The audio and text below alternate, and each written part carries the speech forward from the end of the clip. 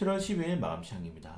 자, 오늘 국내 증시는 미국의 6월 소비자 물가지수 CPI 발표를 앞두고 오늘 밤 9시 30분입니다. 높은 변동성을 보였습니다. 장 초반에는 부진했지만 장마판이 갈수록 양대 지수 모두 상승 전환을 하면서 마감을 했어요. 다만 상하락 종목들이 거의 뭐 비슷하게 흐름이 나왔죠. 네, 대형주들이 장마판에 반등이 나오면서 좀 지수와 상승 종목들을 끌어올렸다는 점. 다만 오늘 조금 아쉬운 점은 환율이 최근 3거래 동안 크게 하락을 했습니다. 20원 정도 하락을 했음에도 불구하고 외국인 투자들이 선물 매수세가 좀 크게 확대되지 않았다는 점들. 현물이죠. 선물도 장마판에 찔끔 샀어요. 장마판에 찔끔 수매수를 하게 되면서 이번 주에 매도 계약이 워낙에 컸었기 때문에 내일 옵션 만기를 앞두고 좀 변동성을 예상을 했지만은 그래도 장마판에 수매수 계약이 들어와 주면서 나쁘지 않게 마감을 했다. 제가 최근에 이제 수급에 관련해서 좀 많이 말씀을 드리고 있는데, 우선 고객 예탁금은요 플러스 마이너스 50조 원에서 이제 5조 원 정도, 플러스 마이너스 5조 원 정도로 거의 확정이 되었던 것 같고, 왜냐면은 아무리 악재가 생겨도, 그리고 아무리 연중 최고치 호재가 생겨도 이 50조 원을 기점으로 플러스 마이너스 5조 원 규모로 움직인다는 거, 그리고 시중장구 같은 경우에는 20조 원을 기준으로 플러스 마이너스 2조 원 규모로 움직인다는 점, 이걸 본다면은 지금 시장에는 어느 정도의 거래대금이 형성이 되었습니다. 이미. 네, 거래대금이 좋을 때는 한 22조 원 정도, 20조 원은 기준이에요. 22조 원 정도. 그리고 좀 안 좋을 때는 18조 원까지 떨어지죠. 그래서 20조 원을 기준으로 플러스 마이너스 2조 원 정도로 거래대금이 형성이 되었기 때문에, 자, 지금 우리는 이 거래대금을 확정을 해야 됩니다. 이 거래대금과 시장에 들어올 수 있는 자금들을 이해를 한다면은 테마주의 순환매라든가 업종의 순환매에 좀 유연하게 대처할 수 있지 않나, 그렇게 좀 생각이 돼요. 이건 좀 아래에서 말씀을 드리겠고요. 그리고 뭐 전체적으로 CPI 발표 앞두고 아시아 증시가 다 변동성이 굉장히 높았죠. 네, 니케이 상해종합은 조정이 나왔고, 항생, 대만각과 우리나라 증시는 상승으로 마감을 했습니다. 딱 보면은 이제 주한과 증시가 최근에 좀 많이 탄력이 나왔기 때문에 조정이 나왔다는 점, 그리고 오늘 뭐 북한이 또 미사일을 발사했기 때문에 북한 관련된 리스크들, 북한이라든가 뭐 대만 이슈가 좀 불거지면은 지지하는 리스크가 당연히 중국 쪽으로 집중이 되기 때문에 그런 것 영향도 받았다라고 좀 생각이 돼요.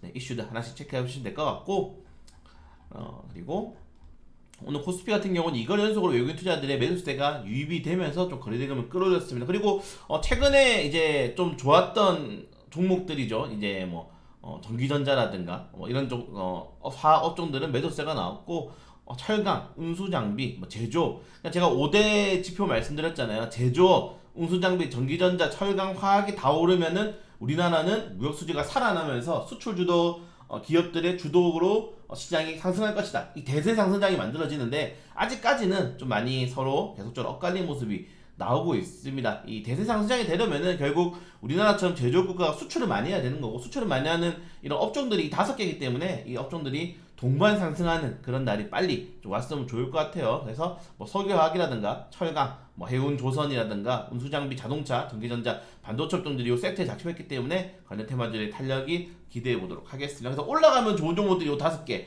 뭐 금융업 이런 거 올라가면 별로 안 좋아요. 금융, 통신 이런 거 오르면은 피곤해. 네, 피곤하다라고 생각하시면 될 것 같습니다.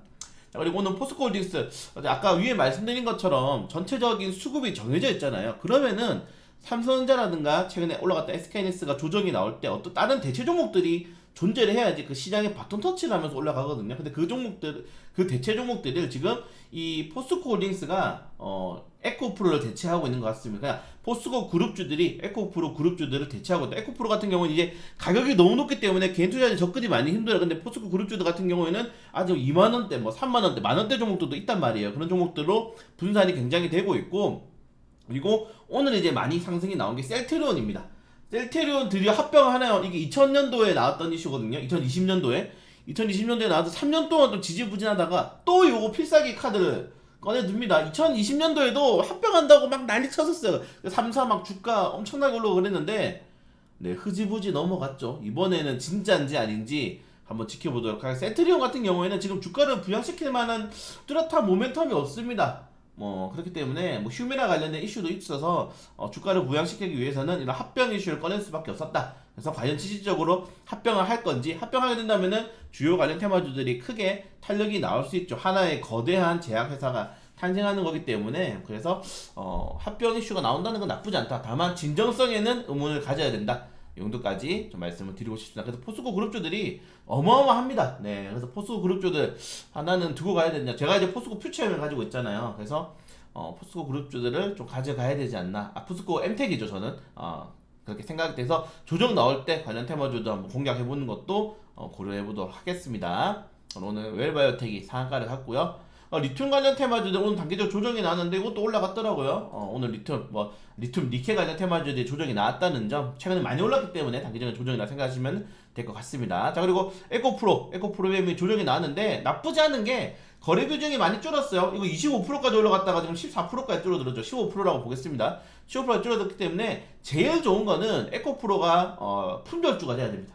네, 100만원 그냥 넘어가서 품절주가 돼서 그냥 거래 비중 2, 3%인데 삼성전자처럼 거래 비중이 높지 않은데 지수를 받쳐주는 게 가장 베스트예요. 지금은 거래 비중이 아직도 너무 높다. 네, 이래 되면은 전체 거래대금이 14% 가져가는 건 굉장히 높거든요. 다른 종목들이 올라갔었기 때문에 거래대금이 비중이 낮아지는 것은 나쁘지 않은 이슈. 아까 말씀드린 것처럼 포스코가 이런 종목들의 수급을 이어받는 것은 굉장히 좋다. 네, 다만 오늘 실적이 좀 안 좋게 나왔는데 여러분들 이 기술주들, 제조업 같은 경우에는 실적이 계속 좋을 수 없습니다. 왜냐면은 라인을 증설하고 공장을 새로 짓고 투자를 하기 때문에, 설비 투자를 하기 때문에 거기서 이제 좀 깎여요. 이제 매출액, 영업이익이. 그래서 사실은 이 제조업 같은 경우는 시가총액이 전부 다 그런 설비가 다 잡히긴 하지만은 이걸 투자할 때는 이런 영업이익이나 매출액이 좀 단기적으로 조정이 나오기 때문에 걱정할 거 없다. 차라리 실적이 좋춤에도 투자를 하는 기업이 살아있는 기업이다. 이렇게 좀 생각이 돼서 에코프로는 걱정할 필요가 없다는 점들 말씀을 드리고 싶고, 세트리온 제약, 포스코 그룹주들이 과연 이런 수급을 이어받을 수 있을 것인지 좀 잘 체크해 보시는 것도 좋을 것 같습니다.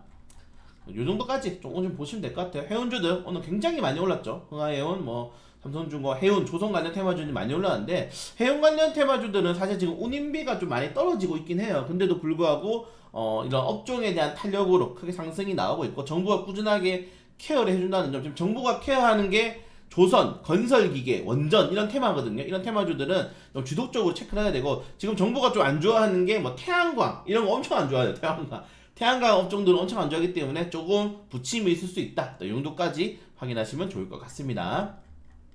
네, 오늘 시간의 단위가에서도 조선 업종들이 강세가 나왔다는 점들, 그리고 SG평가 정보가 M&A 매물로 나왔다는 점들, 이 정도까지 좀 확인하시면은 좋을 것 같다. 그래서 실질적으로 9시 30분에 밤 9시 30분에 CPI 발표 이후에 과연 어떠한 방향성이 나올 건지, CPI 관련해서 오늘 전 시장에 좀 많이 설명드렸기 때문에 크게 설명할 필요 없을 것 같고, 어떻게 나와든 미국은 상관없다. 근데 우리나라가 이제 사실 저는 지금 CPI는 상관없다고 생각해요. 네, 근데 그걸로 인해서 투자 심리가 어떻게 적용이 되고, 그걸로 인해서 연준이 어떤 스탠스를 가져갈 것인지, CPI가 정말 말 그대로 3.1%라든가 3%, 2.9%대 나와버리면은 연준이 이번 금리 인상을 마지막으로 금리 인상을 할 명분이 없습니다. 그때부터 이제 금리 인상하면 그 말 그대로 꼰대 그냥 폐악질 부리는 거죠. 그래서 금리 CPI에 따라서 과연 어떤 식의 영향이 진행될 것인지. 다만 우리는 지금 거래 예탁급, 거래대금이 정해져 있어요. 신용 비율이, 이 비중, 이게 전체적인 시장에 돌아가는 규모가 정해졌기 때문에 이런 업종의 순환매, 패매의 순환매를 조금 더 적극적으로 체크를 하는 게 좋지 않나. 이 정도까지 하면서 마감 시간 오늘은 좀 짧게 마치도록 하겠습니다.